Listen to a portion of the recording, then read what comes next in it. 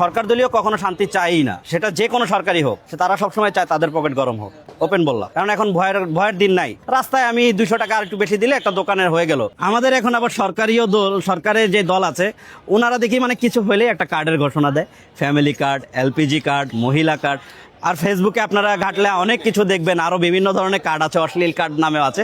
হাদি ভাই একটা কথা বলে গেছে, বেঁচে থাকতে হলে বাঘের মতো বেঁচে থাকতে হবে, সিংহের মতো। তো আমরা দেখতেছি হকার নামে একটা কার্ড, এই যে এখানে উচ্ছেদ হলো, এখন আবার কার্ডের মাধ্যমে দিচ্ছে।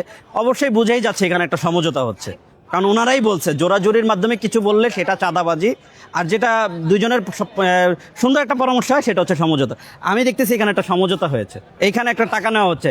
এখন দোকানের ভাড়া বেশি, অ্যাডভান্স বেশি, এই জন্য রাস্তার যারা দোকানদার যারা করে ওনাদের তো বাজেট কম। আপনি এখানে গেলেই দেখতে পারবেন মার্কেটে অনেক দোকান খালি, অনেক দোকান খালি। ওনারা যায়, ওনার জিজ্ঞাসাও করে না কেন, অ্যাডভান্সের জন্য।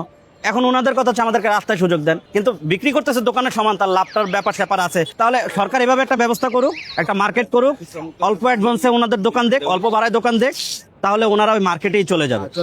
ওনারা কখনো এখানে থাকবে না, কিন্তু ওইখানে গেলে তো ওনাদের পকেটটা গরম হচ্ছে না।